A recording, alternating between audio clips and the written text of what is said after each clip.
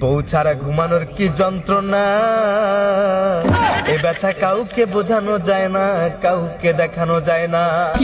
শীতের রাতে ঘুমাইতে গেলে পা পাথরের মতো ঠান্ডা হইয়া যায়, পা পাথরের মতো ঠান্ডা হইয়া যায়। এক পা যখন আরেক পায়ের সাথে লাগে তখন স্যাত কইরা উঠে, তখন মনে হয় যে আমারও বোধহয় একটা বউয়ের প্রয়োজন আছে। যখন ইয়া বড় বিশাল বড় একটা খাটের উপর আমি শুয়ে শুয়ে কোল বালিশকে জড়াই ধরে ঘুমাই। এই বাজানডে বাবারা, তোমরা তো এই এলাকার খুব নেতা খেতা মানুষ, খুব মাস্টার মাস্টার মানুষ। একটা কথা হলো কি, আমার ছেলেটার তো ইদানিং বিয়ের সেই গেরা উঠে গেছে। মানে ওর বিয়ের ভূত আমি মাথা থেকে নামাইতে পারতেছি না। এখন যেভাবে পারেন ওরা একটু মাইরে মুড়ে হলেও ওর বিয়ের ভূতটা মাথা থেকে নামাই দেন। আচ্ছা পারবেন? চাচা, আপনি কোনো চিন্তা করেন না, ও এখন আছে কোথায় শুধু সেটা আমাদের বলেন। কোথায় আর থাকবে? ও যে গাছতলা মানে কোনো কোথাও বসে আছে। ও সারাটা দিন একটা পাঞ্জাবি পাইছে আর একটা পাগড়ি পাইছে, পরে সারাদিন ঘুরে বেড়ায়, আর কোনো কাম নেই। চাচা আপনি কোনো চিন্তা করেন না, আপনি নিশ্চিন্তে বাসায় যান, বিষয়টা আমি দেখতেছি। চল চলেন চলেন।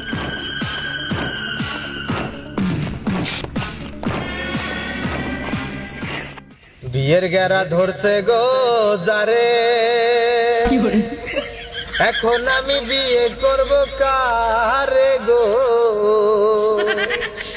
আমি বউ তো পাইলাম না মনের মতো,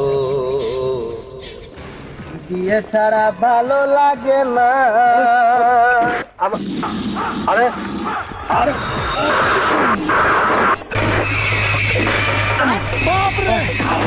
আরে আরে ভাই, আপনারা এভাবে আমাকে মারছেন কেন? তোর বিয়ের এত গেরা পাগড়ি পরে পাঞ্জাবি পরে এখানে বসে থাকিস ওখানে বসে থাকিস, সারাদিন টোটো করে বেড়াস, তোর খায়দা কোনো কাজ কাম নেই, এত গেরা তোর গেরা। আরে ভাই, এটা আমার খুশি, আমার ইচ্ছা, তাতে তোদের কাছে কি আমাকে জবাবদিহি করতে হবে? অবশ্যই করতে হবে। আর কেন করতে হবে?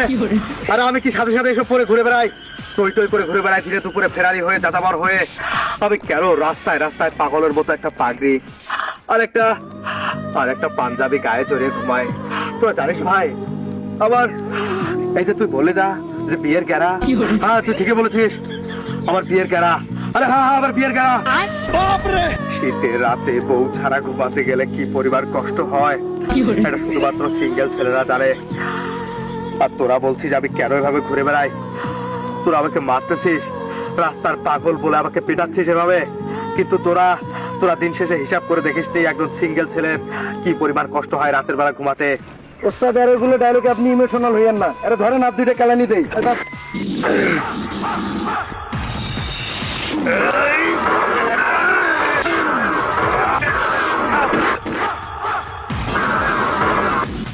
আমার বাইরা রে, ওই আমার বন্ধুগণ, ওই আমার কলিজার টুকরা ভাইরা, তোমরা আমার সাথে বসে পড়ো। তোমাদেরকে আজকে আমি দু একটা কথা শোনাবো। বাবারে, তোমরা যে তোমাকে মারতে এসেছো, আমি মার দিয়ে প্রতিশোধ নিতে চাই না, তোমাদেরকে একটু নসিহত করব। সেটা শুনে যদি তোমাদের বিবেককে জাগে যে আমাকে মারার প্রয়োজন আছে, তাহলে তোমরা আমাকে মারিও, আমিও তোমাদেরকে মারবো না, আমি কিচ্ছু বলবো না। আমার ভাইয়েরা, আমার বন্ধুগণ, আমার ভাইয়েরা, আমার বন্ধুগণ, বিয়ের জন্য আমি এত বেশি পাগল, এত বেশি আপসেট, এত বেশি চিন্তিত যে দিনের বেলায় পাগড়ি পরে সারা রাস্তায় টই টই করে ঘুরে বেড়াই। নিশ্চয়ই আমার বাবা তোমাদেরকে শেল্টার লাগিয়েছে আমাকে মারার জন্য।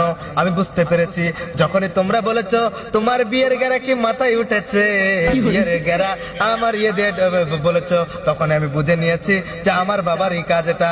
তখনই মনে হয়েছিল যে বাবা যেহেতু বলেছে এটা কোনো ব্যাপার না, কিন্তু আসল কাহিনী হলো বাবারে আমি কেন এমন করি।